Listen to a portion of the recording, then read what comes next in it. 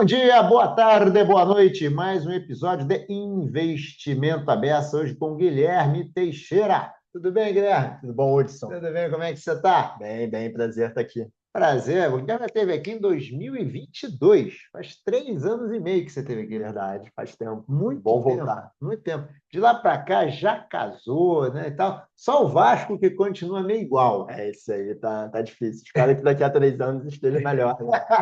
Mas você vai vir aqui antes, que nada disso. Guilherme, pô, você apresenta aí faz tanto tempo, né? Quem é Guilherme Teixeira? O que Boa, você anda boa. fazendo? Guilherme, bom, sou carioca, né? Ah, Vascaíno, carioca, vascaíno. um pouco sofredor, mas amante do Rio de Janeiro e do Vasco da Gama também, né? Olha só. Rio É, continua lindo, o Vasco vai indo bem. isso aí, pode ser, pode ser. Bom, trabalho com finanças sustentáveis aí há bastante tempo, né? O ESG, né? No setor financeiro. Atualmente sou consultor, sou sócio de consultoria ESG para o setor financeiro na ERM, né? Tá. Consultoria Global de Sustentabilidade. E também sou professor de cursos de pós-graduação, aí sempre nessa temática aí de sustentabilidade e finanças, né? Nessa interseção desses dois mundos. Ah, legal, hein? Professor, essa é a melhor parte do trabalho dele, né? Cara que é professor sabe. Guilherme, vamos falar um pouquinho aqui de como é que você está vendo o momento ESG no mundo, né? A gente hoje tem aqui, tem COP30 no Brasil, tem algumas contestações, a gente vê na imprensa aí muita coisa de, tá refluindo, não sei o que. Por outro lado, as iniciativas não param, né, e tal. É você que está aí nesse dia a dia, como é que você está vendo? Eu acho que dá para olhar, assim, não dá para a gente negar, né, que tem notícias, né, que preocupam a gente um pouquinho sobre a agenda ESG, né? A gente vê Tá. cenário geopolítico, né, alguns retrocessos, tem o fato de levar o ESG um pouco para a parte mais política, ideológica. Isso é esquisito, né? Parece que houve uma confusão aí, né? Esse dia virou um caso meio ideológico. Acho que tem um pouco de também como qualquer movimento econômico, né, tem um pouco de defesa de alguns setores, né, ou empresas ali que certamente podem ser prejudicados se a gente muda um pouco a ótica de investimento, né, ou sofistica um pouco a análise de como desafios do mundo, né, como mudança relacionada à biodiversidade, clima, os desafios aí de pobreza, superação da desigualdade, né, acho que trazendo esses olhares para uma ótica de negócios, talvez algumas empresas e setores possam, né, Natural, se né? sentir ameaçados, né? A Então, acho que agricultura se sentiu ameaçada pela indústria alguns séculos atrás, né? também, e assim, está aí a agricultura, a indústria, está a agroindústria, né, É. que as duas crescendo muito. Enfim, então acho que tem isso, né? Independente da questão política. E, claro, acho que movimentos políticos politizaram talvez mais o ESG do que poderia fazer sentido, né? Mas isso se a gente olha para umas notícias talvez as mais convencionais, né? Mas eu gosto também de pensar num outro ponto. Por exemplo, hoje, né, a gente tem ESG na novela, no horário nobre da maior emissora do Brasil. Tá? Eu não Olha, sou noveleiro, mas é. eu vejo que tem ali pessoas no meu entorno, da minha família, tia e tal, poxa, na novela estão falando de ESG, o que é isso? Guilherme, agora eu entendi o que você faz. Exato isso. Guilherme, vê na Globo aí, né? Então, assim, se a gente pensa 2, 3 anos atrás, né, não tinha isso. Tá? Então, isso é algo novo, 2025. Se a gente olha, 2 anos atrás, a Globo News começou a ter uma cobertura um pouco maior, né, os É, jornais. Se a gente olha 5 anos atrás, 10 anos, eu lembro, né, quando comecei a trabalhar lá atrás, nessa agenda, uns 12 anos, a gente fazia um clipping de notícias de finanças sustentáveis. quatro Tá? páginas. E aí, na semana, né, a gente caçava quando saía alguma notícia. É isso, saía 4, 3 notícias, 5 notícias nos principais canais, né, as principais mídias, né, Valor, Globo, enfim, as principais. Mesmo alguns mais nichados, né, a gente não via muito esse tema. Hoje, né, se a gente faz em um dia, vai ter muita notícia. Hoje tem canais de mídia especializados em finanças sustentáveis e ESG, né, que fazem coberturas ótimas até. Fica aqui a dica, Por né? favor. A Capital Reset, quem quiser checar, né? Umas jornalistas que fazem um trabalho ótimo de cobertura Capital Reset. Tá. fazem cobertura ESG e finanças sustentáveis no Brasil, né? A gente vê os outros veículos de mídia também tendo jornalistas mais dedicados ao tema.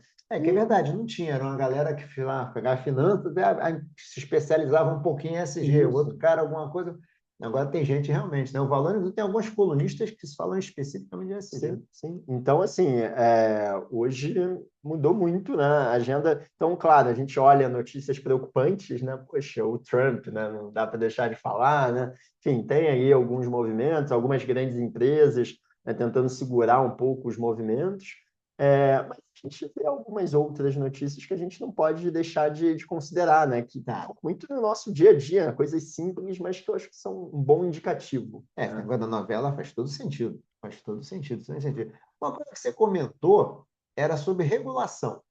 Que o próprio marco regulatório, se a gente fizer assim, pré-pandemia, 2019, 2022, 2025, a gente tem uma mudança muito grande também, né? Tem. Essa eu acho que é uma boa evidência também, né?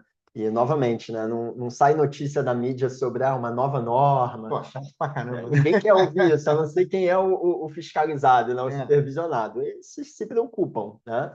Mas isso não sai na manchete de nenhum jornal. Só que quando a gente acompanha o crescimento de normas relacionadas a ESG no mundo, cresceram muito. Tem um gráfico do PRI, né? Os Princípios para Investimento Responsável. Quem tiver mais interesse pode checar. Tem um estudo muito interessante que eles mapeiam ano a ano as normas relacionadas a ESG para mercado de capitais, para o mercado financeiro de maneira geral.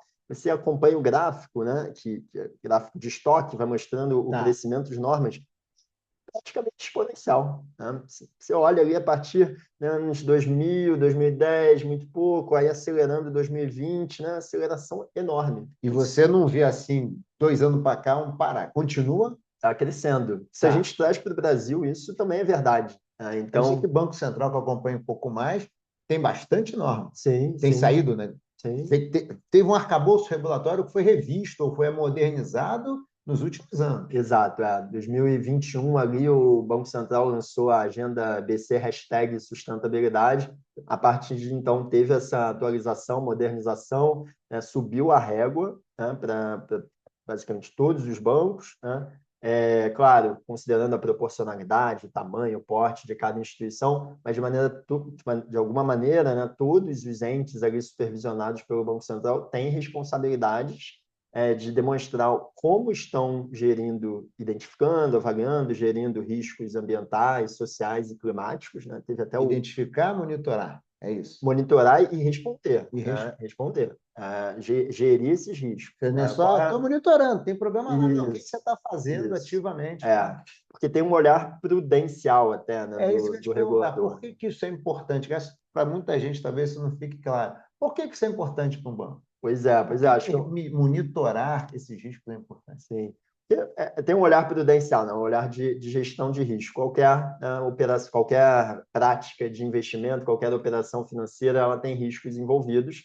Para ter uma boa relação risco-retorno, é necessário entender, monitorar, né? Eventualmente prevenir, gerir, né? Responder aqueles riscos identificados.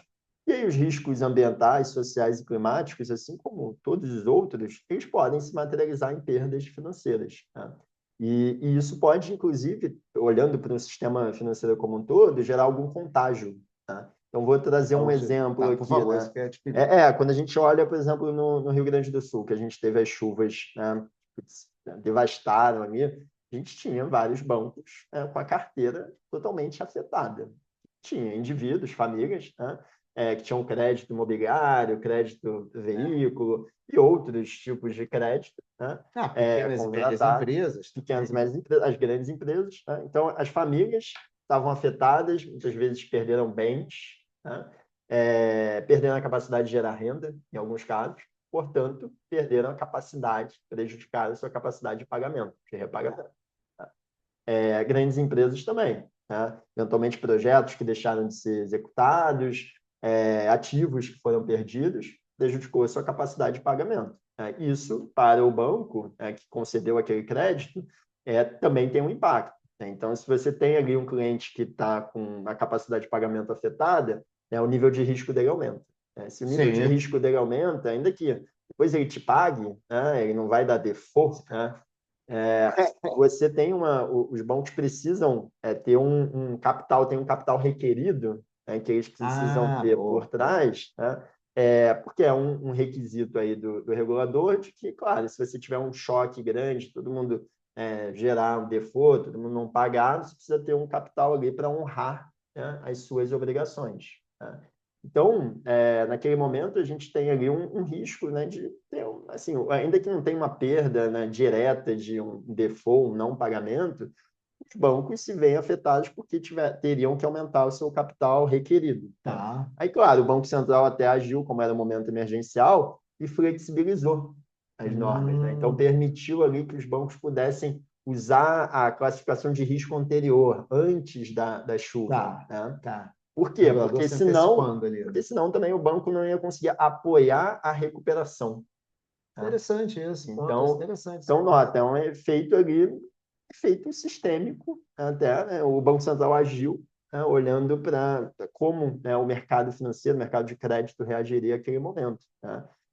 Então, acho que isso ajuda a evidenciar um pouco, é um risco ambiental. Né? Bom, dá para trazer outro ponto que o Banco Central já se posicionou também, né? Que a gente teve efeito inflacionário aí, 2 anos atrás, mais ou menos, causado por questões climáticas. Né? Então, quebra de safra Ah, prejudica a as produção de alimento, confirmadas também, né? prejudica a produção de alimento, aumenta os preços. Né? E aí não é, nota, não é o IBAMA, né? Não é o órgão ambiental preocupado com isso, é o Banco Central, né? Que ele tem que zelar, Essa é uma boa observação. né? Além de regular o setor financeiro, ele tem um olhar para regular ali os bancos e tal, um olhar de estabilidade, aí tem essa preocupação, né? Moeda, inflação, enfim, tem essa responsabilidade e também, né, as questões ambientais e sociais podem afetar isso. Né? Então, eu gosto de falar muito isso, né? É o regulador financeiro, não é o IBAMA, o ICMBio, né, que são super importantes, mas tem um olhar específico, né? É É, o regulador financeiro. mas aí foge também um pouco dessa polarização de associar a questão climática sempre aos ICMBios da vida, coisa do tipo. É muito mais do que isso, como você está Sim, falando, né? sim. Está falando da sustentabilidade até do próprio sistema econômico. Afinal de contas, você falou, num risco de contágio, as alternativas de financiamento vão-se embora, né? Isso. Mais ou menos, né? E seguradora? Também eu tenho evoluído? Aí é onde talvez tenha a maior evolução nos últimos 2 anos, assim, né? Se a gente olha de 22 para cá, até, né? 22, 23 para cá, a gente tem a SUSEP, né? Que é a grande reguladora ali de seguros, né? Entidade de previdência. A gente tem novas normas surgindo. Tem uma norma que é até engraçado comentar, o número dela é 666. Nossa, esse O é... regulador foi muito feliz, muito espirituoso, né? Adoro, adoro isso. E basicamente chama a atenção das reguladoras para que entendam, né, identifiquem e reportem até seus riscos de sustentabilidade. Né? Tá. O regulador chama assim, basicamente os riscos ambientais, sociais e climáticos. Né? E chama também as seguradoras a eventualmente rever práticas de subscrição, né? Ou de relacionamento, de outras formas de relacionamento com seus clientes, e também nos investimentos, afinal, as seguradoras têm um papel também de investidores. Né? Então, isso gerou um movimento grande no Então, até como setor. investidora também, Também, então, assim, também. a gente só fala da função do crédito, e aí ficou tudo bem, beleza. Mas há uma preocupação também, assim, com o investimento da seguradora. Tudo bem que do outro lado tem um monte de Sim, participante, sim. então também tem regras que disciplinam. Sim. Se a gente olhar um ponto, voltando, né, infelizmente, voltando a falar da questão das chuvas, né? Se a gente não tem ali uma boa cobertura de seguros, né, a perda é muito maior. Né?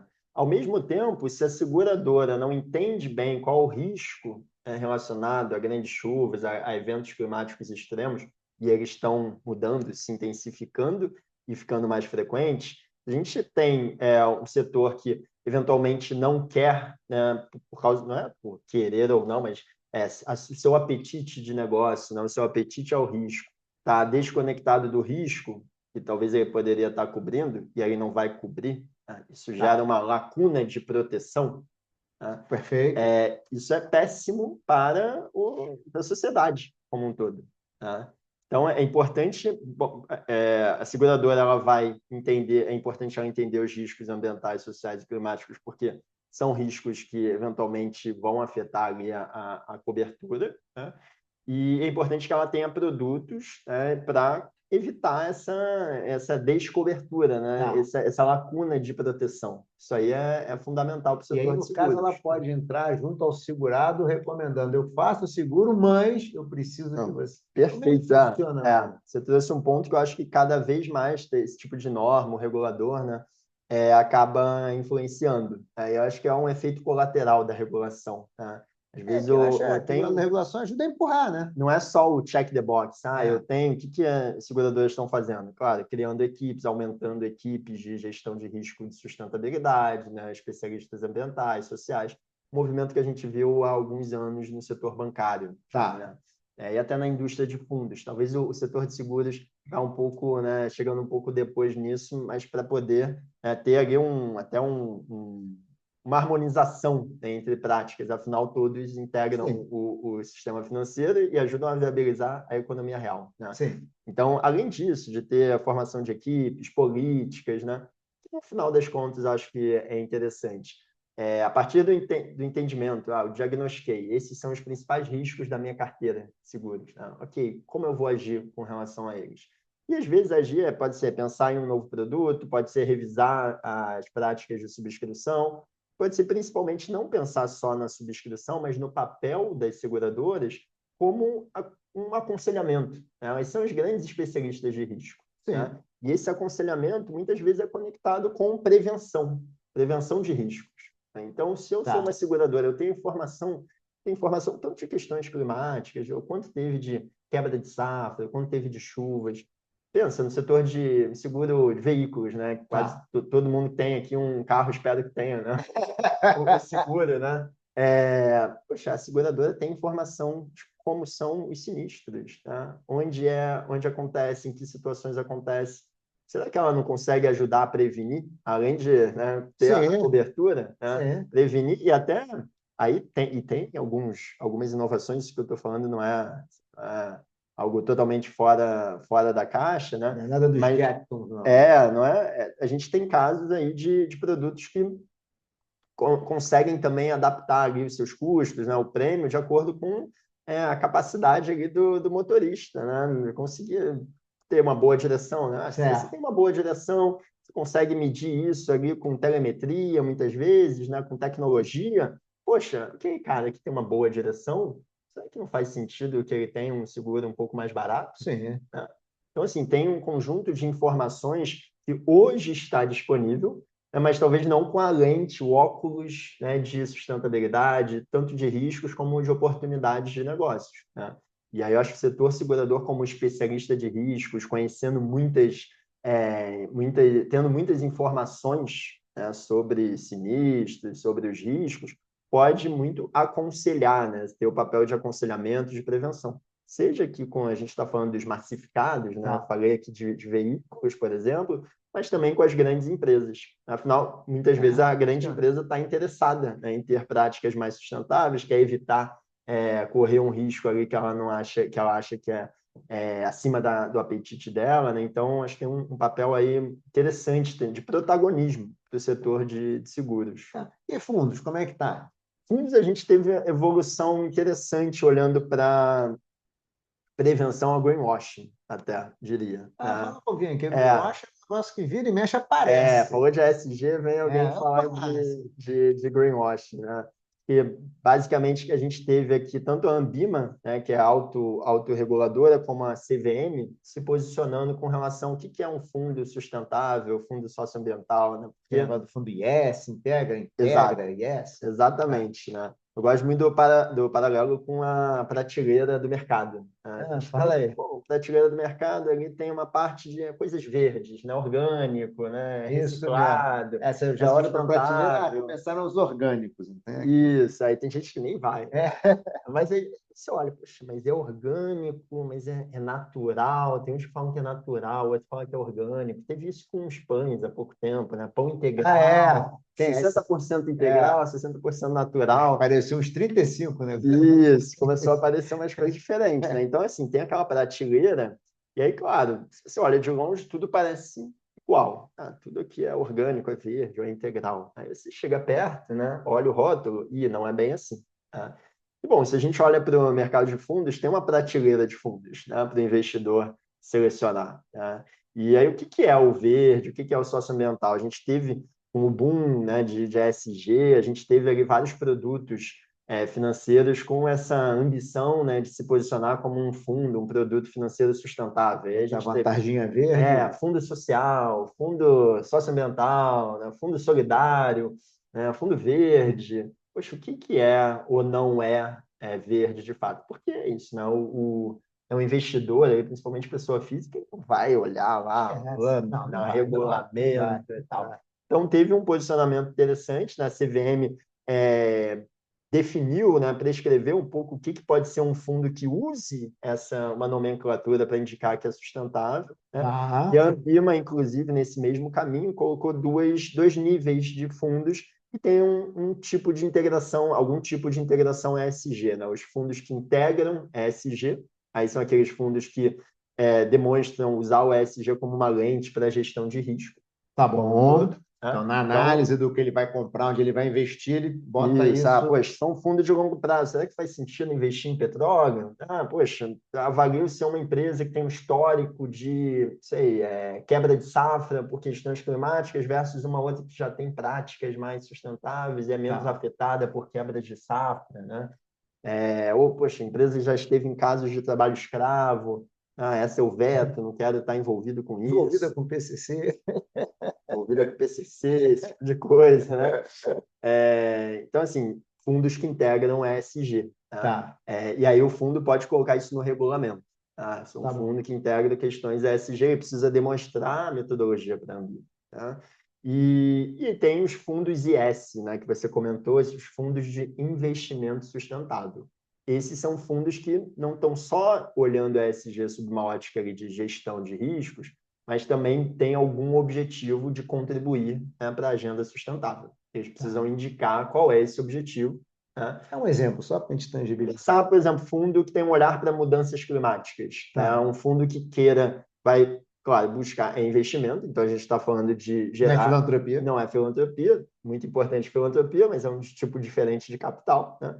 É um fundo que queira, além de uma boa relação risco-retorno, entregar o seu retorno para o cotista, ele busca contribuir para mitigar e adaptar-se às mudanças climáticas. Né? Mitigar as mudanças climáticas é investir em algo que está emitindo menos gases de efeito estufa. Tá bom. E contribuir para a adaptação à mudança climática contribuir para investimentos que sejam mais resilientes a essas mudanças decorrentes do clima alterar. Né? Então, uma infraestrutura mais resiliente, por exemplo, quando a gente olha para a eficiência hídrica. Agora tem negócio de cidades esponja que está na moda. Cidades esponja, tem um olhar de soluções baseadas em natureza, né? Tá? De fato, é interessante, né? A gente vê uma diversificação de teses. Né? Então, por exemplo, um fundo, né, com foco climático, que a gente tem aí no mercado, né, na prateleira de fundos, ele precisa mostrar também qual é a metodologia dele para isso, e ele pode aí um olhar, né, aí mais para a prateleira, ele pode colocar o sufixo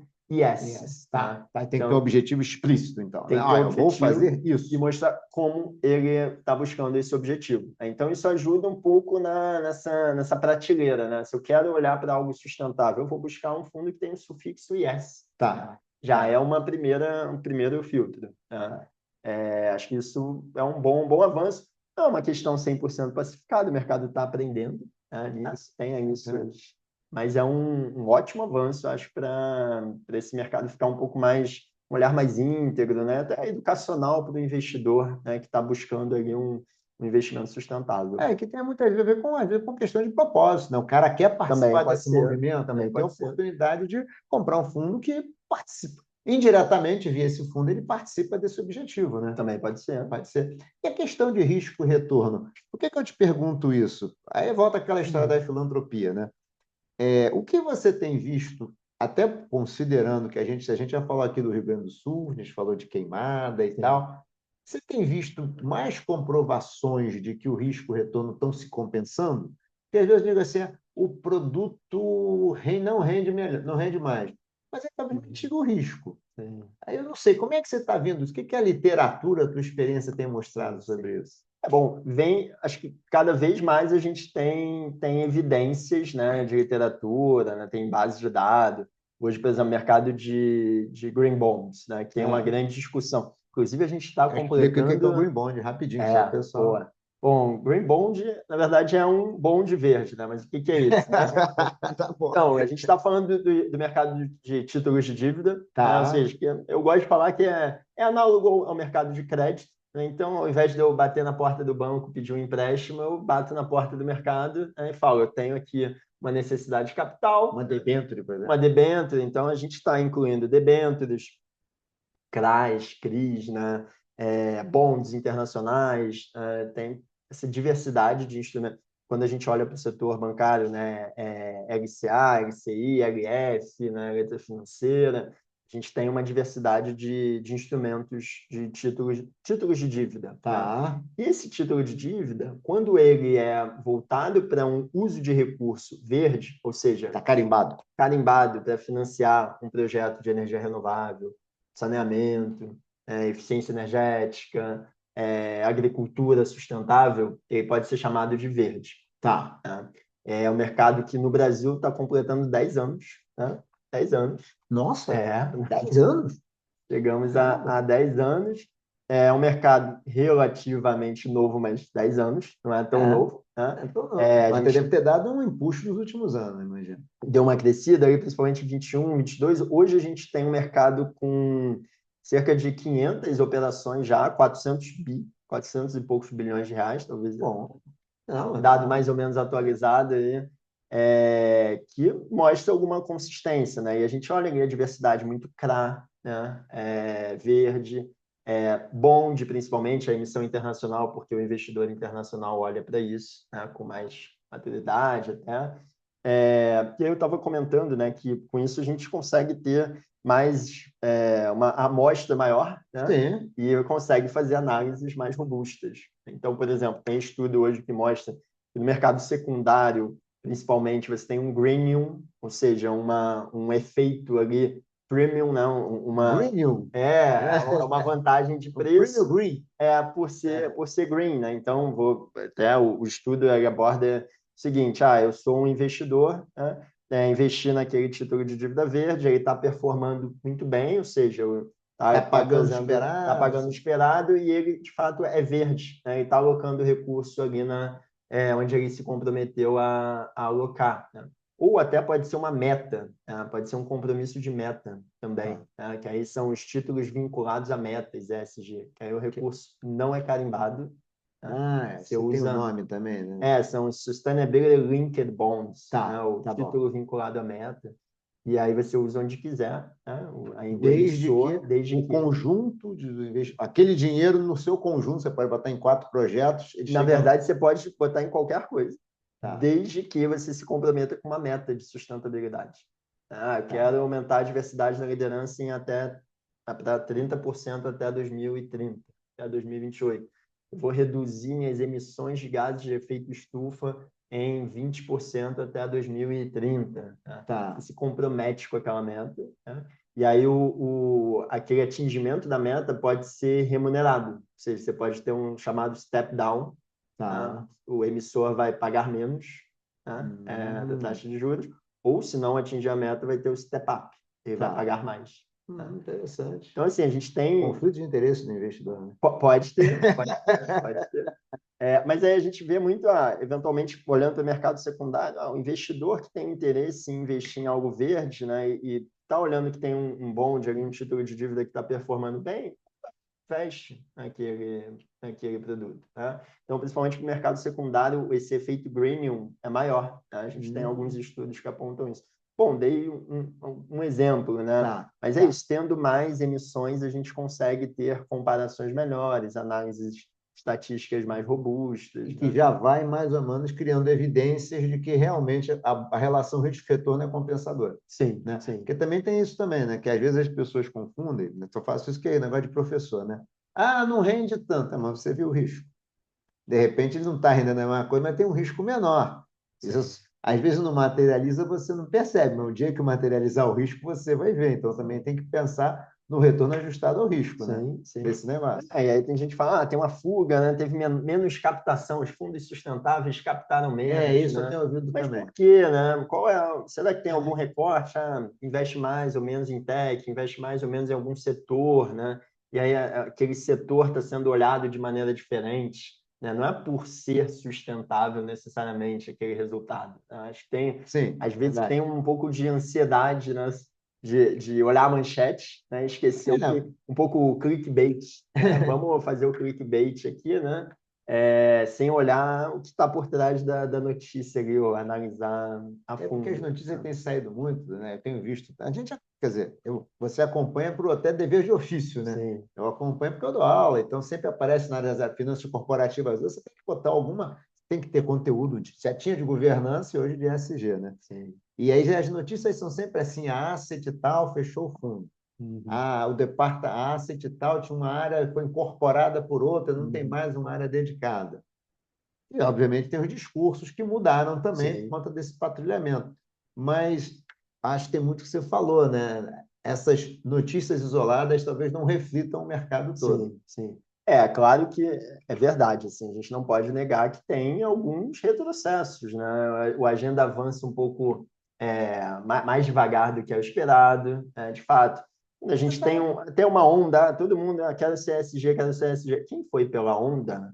Quem foi pela Boa conveniência essa, da isso é onda bom. e não pela convicção? Quando vier ali, acabou a onda, né? Só fala, opa, vou mudar, né? Vou Verdade. mudar. Quem não conseguiu, de fato, entender, incorporar nas suas teses de investimento ESG e não viu o valor, vai perder isso. É natural. Né? Agora, quem tem convicção, entendeu como aquilo está alinhado ao seu apetite a risco, à sua tese de investimento, e vai manter. Né? Então, claro, a gente tem sim retrocessos, né? Acho que a agenda podia estar avançando mais rápido, mas eu acho que tem esse olhar, né? Quem que está retrocedendo, né? Por quê? Né? Claro, tem questões geopolíticas ou É, políticas que sim. influenciam, né? Poderia ser ESG, mas poderia ser um outro tema que a gente estaria falando aqui, né? E tem o ponto que eu trouxe, que se a gente tenta fugir um pouco das notícias mais alarmantes, né? Coisa avançando, regulação, né? E aí isso leva o mercado a avançar suas práticas coletivamente, né? Acho que Tá. tem... Vou puxar um gancho aí que você falou, que é curioso. Outro dia eu li alguém, não vou lembrar quem, tá? Que falou o seguinte: eu estou cansado dessas COPs. De uma COP para outra combina-se um monte de coisa, chega na outra não acontece nada. Então tá muito. Então é o seguinte, vamos falar um pouquinho da COP 30 e como é que você está, quais são as suas expectativas? O que que você acha importante você discutir e quais são as expectativas? Porque nesse negócio também acho que tem muita coisa não realizável, muita esperança, não, também muito sonho. Sim. Tem muito sonho na mesa, e talvez assim, os sonhos com o tempo eles somem. O que que você está vendo assim como. O que que se espera, o que você acha que é a realidade para a COP 30? Sim. Bom, acho que tem uma grande expectativa, né, a gente conseguir avançar em compromissos, Vai ficar né? num container, se for para lá? Acho que a primeira expectativa é acontecer e dar tudo certo, né? Mas acho que a gente tem uma oportunidade muito boa no Brasil, né, na América Latina, na Amazônia, de estar recebendo aqui o evento. Acho que tem as polêmicas, né, infraestrutura local e tal, mas eu acho que é até interessante para atrair um pouco a atenção para isso, né? Se a gente pensa Verdade, bem, bem em Belém, colocado. uma cidade que está na Amazônia, né? O pessoal olha, vão construir uma estrada, vão desmatar. A sustentabilidade é sobre isso. Né? Tem Bem notado esse complexidade, ponto. né? Tem complexidade, tem trade-off. Né? Quanto a gente vai contribuir para o desenvolvimento social versus como a gente consegue associar aquilo ali com conservação ambiental. Então, é interessante ali, né? De estar naquele local, né? Que tem uma tensão, né? De fato, ali sobre essa Bem questão notado. sustentável. Acho que toda essa discussão de infra, turística e tal, é por causa disso, é por causa do local, né? E acho importante, né? Acho Não dá para vamos interessante. passar um trator, acabar com tudo isso, fazer um monte de Exato. prédio. Muito melhor do que ficar em Berlim, Nova York, fazer na Amazônia mesmo. Né? Acho que tem esse lado positivo, né? Apesar dos desafios logísticos, claro. Né? e de garantir que o evento ocorra adequadamente, né? Mas acho que tem um ponto que é uma preocupação que avance em compromissos, né? E aí eu destacaria os pontos, principalmente que puxando um pouquinho a sardinha para a parte de finanças, né? Porque a gente tem a demanda de capital, né, para se adaptar às mudanças climáticas que estão aí, né? Dependente de regulação ou não, retrocesso ou não. É meio assim, tem tanto que...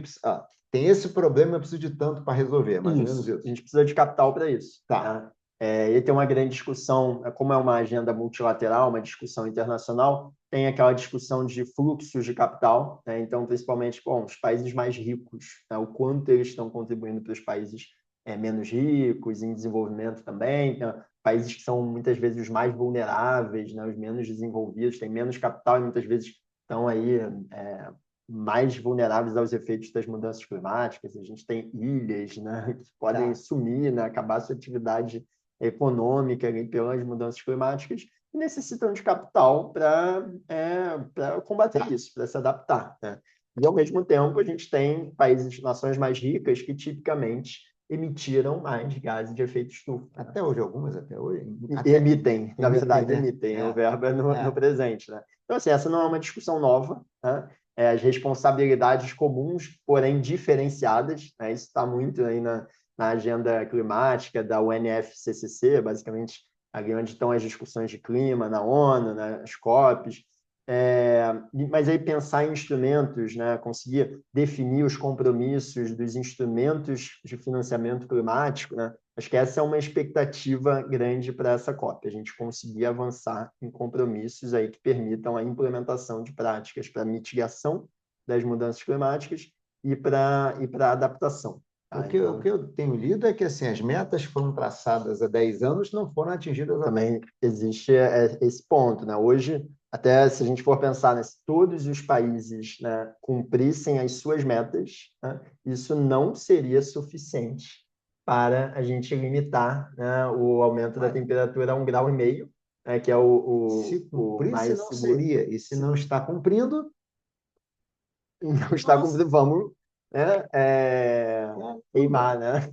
Do céu, então, assim, 2, 3 graus, né? Tem as estimativas cada vez um aumento maior da temperatura, que no final, né, a gente não está falando de proteger o planeta, está falando de proteger a atividade humana, né? Então, temperatura muito alta, eventos climáticos que afetam a atividade econômica, que afetam o dia a dia das pessoas, impactos em saúde, aí a gente vai, né, chegando aí a olhar uma série de impactos em cadeia, né? Então, essa discussão sobre as NDCs, né, que são os compromissos de cada país, né? A gente tem aqui um olhar importante para isso, sim, porque precisa aumentar, além da gente conseguir implementar as metas, atingir as metas, precisa aumentar a ambição. Tá? Ou seja, mas aumentar a ambição, pelo jeito, não vai acontecer agora, né? Porque nesse cenário, nesse contexto geopolítico atual e tal, fiquemos satisfeitos. Contenção de danos. Contenção de danos. Né? Mas tem essa questão, né? Os Estados Unidos é um ator super importante nessa agenda, né? O quanto a gente, como planeta, consegue, né, envolver, né, os Estados Unidos na agenda ou ir sem, né? Que seria algo catastrófico, né? Um dos grandes emissores aí de gases de efeito estufa, né? Então, essa questão geopolítica naturalmente vai afetar aí a COP, né? A COP é sobre geopolítica, né? Mas aí o ponto também, né? Que as COPs são eventos frequentes, né? Então, assim, é natural, vai ter a agenda que vai ficar para a próxima COP, né? Sim. O bom é que essas agendas sejam os resultados dessas sejam bons direcionadores, né, também para as próximas COPs, então, e até um olhar que eu daria aqui, que é não só as COPs de clima, mas tem também as COPs de biodiversidade, né? Porque a agenda de biodiversidade também não uma acontece agenda... dentro da COP30. Não, outra agenda, a gente teve na Colômbia há pouco tempo, aqui veio para a América Latina também, essa COP está ganhando importância, né? Então, acho que até voltando lá para o ponto que a gente falou lá atrás, muito bom, né? Tem mais gente discutindo a COP, né? Tá no jornal, a Belém vai ter capacidade, não vai ter, isso é bom, né? Isso aí é a atenção, né? Eu não tinha pensado nisso. Tá na mídia, tá na cobertura, não é o jornalista ambiental cobrindo a COP. né? É, né? Isso é interessante. Isso é muito bom. E a gente está chegando aqui no final, vamos falar um pouquinho aqui, como é que você, olhando aqui de hoje para uns 5 anos para frente, assim, como é que você vê o cenário? Você está mais otimista, considerando o contexto, óbvio, né? Mas você está achando que a gente, apesar desses grandes movimentos, você acha que já tem uma força motriz que faz as coisas andarem? Tipo, os bancos centrais já estão olhando as SUSEPs no mundo, assim, por mais que tenha muito ruído por aí, já tem um motorzinho que funciona. Como é que você vê? Já É, temos uma base instalada, um grupo já pensante no mundo que está trabalhando, independente de aquele, que nem governo, né? Troca o governo, mas a burocracia está ali fazendo o que tem que fazer. acho que esse é o ponto que eu destacaria, né? A gente tem ali uma massa crítica acumulada, tem um entendimento também de quais são os problemas e os desafios, tem uma discussão global também do qual é a velocidade adequada para a regulação, por exemplo. Às vezes pode ser rápido demais, né? E vamos É, entender, vamos segurar, vamos entender como é um movimento avançar. social também, né? Exato, tem um movimento social, acho que tem uma questão intergeracional também, que acaba Verdade. influenciando, né? Então, acho que os avanços e os desafios que a gente teve mais recentemente, né? Eu acho que é talvez uma velocidade maior, né? Isso gerou hoje uma massa crítica, ali, um conjunto, né, de práticas das empresas, setor público, setor privado, que dá uma boa base, né, para que a gente siga avançando. Talvez, né, a velocidade não vai ser tão alta, né, para alguns pontos, talvez para outros vai precisar ser mais alta. Sim, pode Mas ser. tendo essa massa crítica, hoje a gente consegue ter uma boa base para avançar. E aí eu vejo isso. Bom, a gente tem profissionais, né, cursos, você é professor, né, acho que tem curso de formação, né, relacionada ao tema, né, profissionais de diversas áreas relacionadas ao tema. Hoje não é um tema do Ministério do Meio Ambiente, é um tema do Ministério da Fazenda, né, da Economia, olhando para isso. O Brasil acabou de lançar uma primeira versão da sua taxonomia de atividades sustentáveis, Que é né? tipo um glossário, né? Mais ou menos. Basicamente, emprestando ali da biologia, né, que fala Ah, que isso é isso, e se for daquele jeito é chamado diferente. Hoje tem ali, né, um primeiro regramento para que é o país olha, definindo o que ele entende como uma atividade sustentável, isso é né? importante. Isso da Muito base, importante, né? é. Acho que é um bom exemplo do que eu falei, dessa massa crítica, essa base, né? Ok, o que eu consigo fazer, né, disso? Eu consigo criar um instrumento financeiro para financiar as atividades sustentáveis, né? Que agora essa O, taxonomia é padrão, então. Se você fala aquilo, todo mundo entende a mesma coisa. Você consegue comparar empresas, a empresa consegue avaliar o quanto ela está sendo sustentável, o quanto seu CAPEX está indo para uma atividade sustentável, né? O gestor público consegue usar isso, gestão fiscal, né? Enfim, outros pontos, né? Então, a gente tem Bom, ali, né, esse tipo de avanço, de fato, ele dá uma base. Acho que isso ilustra, né? Pegar aqui a taxonomia ilustra que a gente tem bases, né? Uma construção de bases que nos ajuda, né, a avançar nos próximos 5 anos, né? bom. Para que no final também a gente tenha, né, no final desses 5 anos, né, a gente esteja lidando melhor com esses desafios climáticos, que eles vão ser mais intensos, mais frequentes, né? Então, se a gente quer sobreviver, né, como espécie, né, agora nos próximos 5, 10, 15, 20 anos, isso vai depender muito dos nossos avanços nos próximos anos. Vai Tá? colher amanhã, planta hoje, né? Exato. Guilherme, foi um prazer. Infelizmente, acabou aqui o nosso bate-papo. Queria agradecer muitíssimo, cara. Foi um prazer. É sempre bom falar com você aqui, Hudson. Demorou muito para vir aqui, a gente vai marcar mais Pô, a brevemente, próxima hein? tem que ser mais rápida, né? Com certeza. Valeu, Hudson. Obrigado, cara. Foi ótima a conversa, hein? Valeu, abraço. Pô, Um gostei abraço. muito. Que, que bom, adorei. Ah, Gente, grande abraço. Hein? Um episódio aqui com o Guilherme Teixeira maravilhoso. Não percam. Tchau. tchau, tchau.